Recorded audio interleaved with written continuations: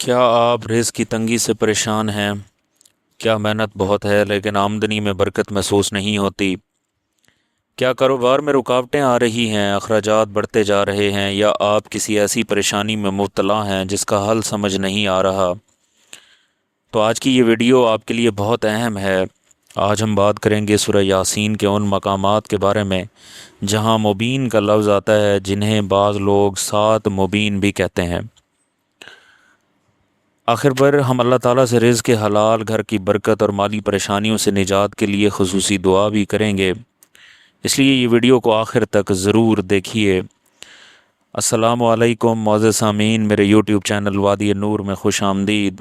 لاکھوں کروڑوں درود پاک حضرت محمد مصطفیٰ صلی اللہ علیہ وآلہ وسلم اور ان کی آل اولاد پر، اللہم صلی علی محمد و علی آل محمد۔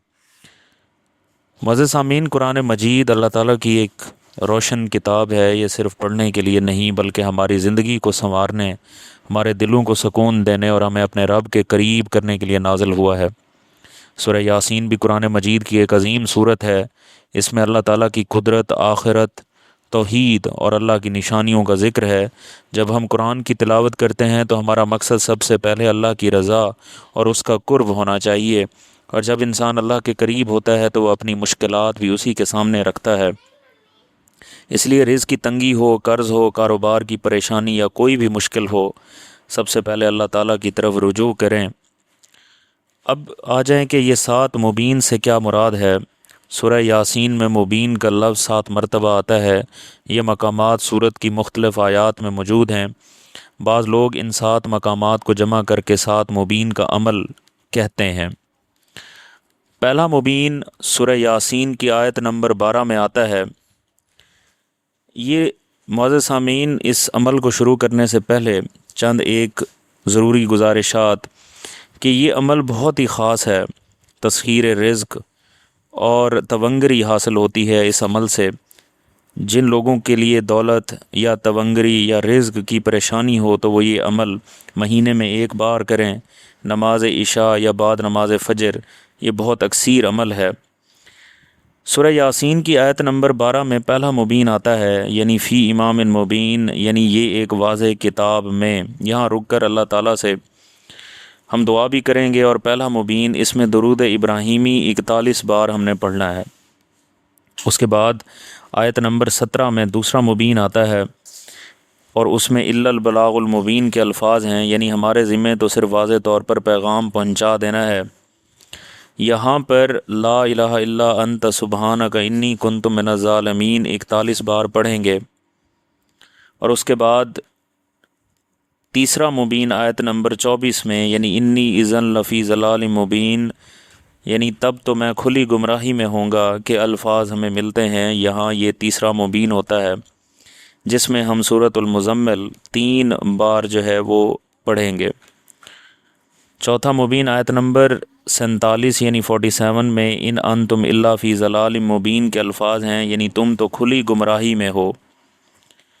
اب یہ چوتھا مبین ہے، یہاں پہ سورۃ القدر 7 بار ہم نے پڑھنی ہے۔ اور اس کے بعد پانچواں مبین، یہاں پر آیت نمبر 60 کے اندر یہ پانچواں مبین آتا ہے، یعنی ان لا تعبدوا الشیطان انہ لکم عدو مبین، یعنی جو شیطان کی عبادت نہیں کرنی، بے شک وہ تمہارا کھلا دشمن ہے۔ یہ آیت ہمیں ویسے شیطان کے دھوکے سے خبردار کرتی ہے۔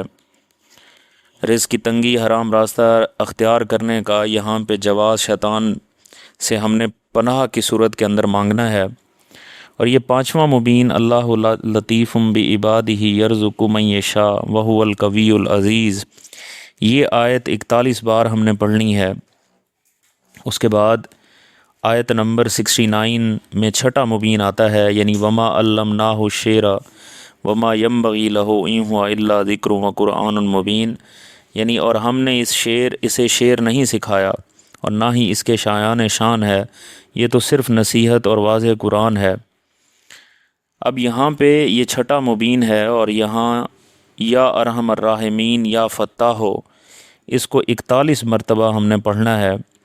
اور اس کے بعد آخر پر آیت نمبر 77 یعنی 77 میں اولم یر الانسان انا خلقناہ من نطفۃ فاذا هو خصیم مبین، یعنی کیا انسان نے نہیں دیکھا کہ ہم نے اسے نطفے سے پیدا کیا، پھر اچانک وہ کھلا جھگڑنے والا بن گیا۔ اب یہاں پر یہ 7واں مبین، پھر درود ابراہیمی 41 بار ہم یہاں پر پڑھیں گے، اور اس کے بعد 5 منٹ ہم نے خوب دعا کرنی ہے۔ انشاءاللہ فتوحات کے دروازے جو ہیں وہ کھلیں گے۔ معزز سامعین، اگر آپ سورہ یاسین پڑھتے ہیں تو اسے قرآن کی تلاوت اور اللہ کی رضا کے لیے پڑھیں، اور اس کے بعد اللہ تعالیٰ سے اپنے الفاظ میں دعا کریں، یعنی اے اللہ میرے رزق میں برکت عطا فرما، میرے لیے حلال رزق کے دروازے کھول دے۔ یا اللہ اگر میرے رزق میں کوئی رکاوٹ میرے گناہوں کی وجہ سے ہے تو مجھے معاف فرما، اگر میرے لیے کوئی راستہ بند ہے تو اپنے فضل سے میرے لیے بہترین راستہ کھول دے۔ یا اللہ میرے کاروبار میں خیر عطا فرما، میری محنت میں برکت عطا فرما، میرے گھر میں سکون اور برکت عطا فرما، مجھے حرام کمائی سے بچا، مجھے کسی کا محتاج نہ بنا، اور مجھے ایسا رزق عطا فرما جو میرے لیے دنیا اور آخرت میں خیر کا سبب بنے، آمین یا رب العالمین۔ اب رزق کے لیے یہ جو 4 ضروری اعمال ہیں، یعنی میرے اور آپ کے لیے ضروری ہیں، اگر آپ واقعی رزق میں برکت چاہتے ہیں تو صرف ایک وظیفے پر انحصار نہ کریں، بلکہ اپنی زندگی میں 5 وقت کی نماز، کثرت سے استغفار، سچی توبہ، حلال کمائی اور لوگوں کے حقوق کی ادائیگی، اللہ پر توکل کے ساتھ ساتھ مسلسل حلال کوششیں یہ جاری رکھیں۔ اور آخر پر کہ اگر آج آپ کے حالات مشکل ہیں تو مایوس نہ ہوں، رزق کا مالک اللہ ہے، لوگ آپ کو روک سکتے ہیں لیکن اللہ چاہے تو راستے پیدا کر سکتا ہے۔ حالات مشکل ہو سکتے ہیں لیکن اللہ کی رحمت محدود نہیں، بس اللہ سے اپنا تعلق مضبوط کریں، قرآن سے جڑیں، حلال کوشش کریں، استغفار کریں اور دعا کرتے رہیں۔ اگر آپ نے آج کی ویڈیو سے کوئی ایک بات بھی سیکھی ہے تو کمنٹ میں ضرور لکھیں۔ یا اللہ میرے رزق میں حلال برکت عطا فرما، اور چینل وادی نور کو سبسکرائب کریں، کیونکہ یہاں آپ کو قرآن و سنت کی دعائیں، اذکار اور اسلامی رہنمائی کی ویڈیوز ملتی رہیں گی۔ اس ویڈیو کو کسی ایسے شخص تک ضرور پہنچائیں جو رزق یا مالی پریشانی سے گزر رہا ہو۔ اللہ تعالیٰ ہمارے گھروں میں سکون، رحمت اور حلال رزق کی برکت عطا فرمائے، آمین یا رب العالمین۔